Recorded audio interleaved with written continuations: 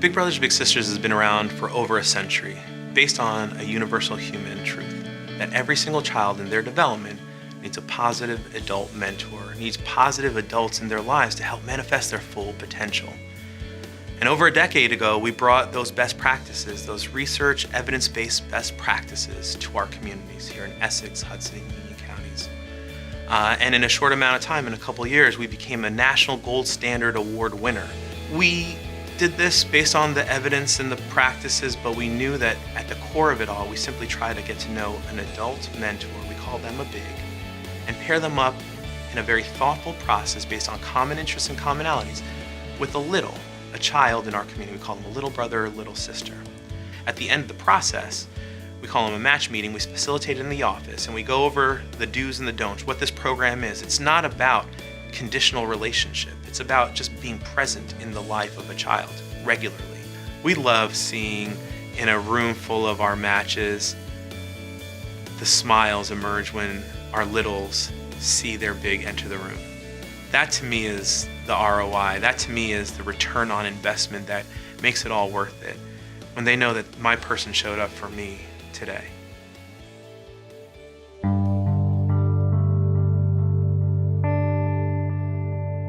I was bullied a lot because I had alopecia for 4 years. Even when I started school, I had hair. That's why, but when it started falling out, everybody started noticing in school. Jazlynn was diagnosed with alopecia at the age of 5. And to be quite honest, took her a shower one day. I see this huge bald spot. And I started to scream. It was really hard because I caught her one day in the bathroom talking to the mirror and saying, well, goodbye hair. I love it. Thank you for making me blonde, God. And it took it to another level of, oh my God, what am I gonna do to pick up this self-esteem of hers, because she was in a confused state. The first time I met her, she has alopecia, and then she started talking about, she thinks her friends don't like her because of the way she look, and I told her, I said, you're a beautiful, pretty girl, and if somebody don't like you because of the way you look, then you need to look for a different friend. So we started talking, and she wanted to learn how to write the script because she didn't know. They don't teach it in school anymore.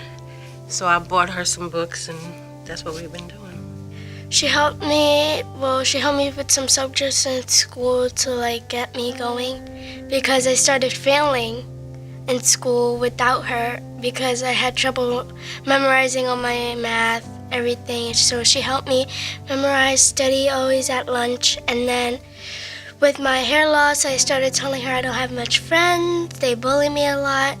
And then when she started telling me, well, it doesn't matter, just be yourself, that's when I realized she was just becoming more of my other mother, She started helping me in a lot of things. I think it built her self-esteem. She's more sociable, because now when she comes see me, she bring her friends with her. The great part about a child having a mentor is, even under the worst circumstances, they just need that one person. Like me, from my perspective, I really cannot turn around and tell my daughter, oh, but you're gonna be strong and you can face the world and do all this. However, Carol, when she does it from her perspective, my daughter takes it at face value because it's coming not from Mom. Mom is supposed to love me. It's coming from Carol. So that means I am awesome, I am this and I am that, and I can take over the world. I can see my daughter having her friendship with Carol for life. When we started connecting with our problems, that's when I realized this relationship is gonna work out. It just is. Because when I first saw her on stage, I'm like, she's gonna be the big brother, big sister that I've always gonna want.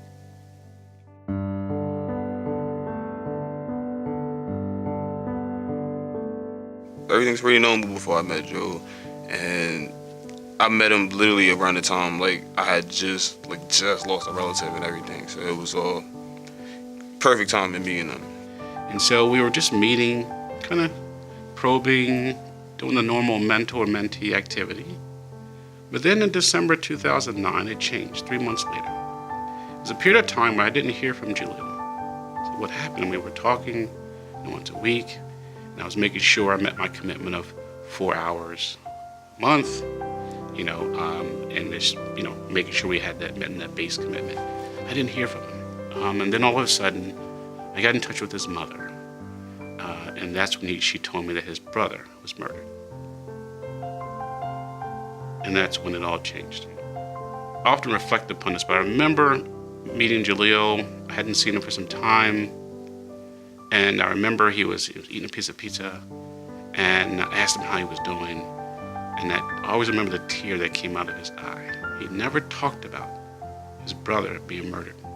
It was at that moment. It was no longer, this, arrangement. It was, this is going to be my brother for life, and it became real at that point.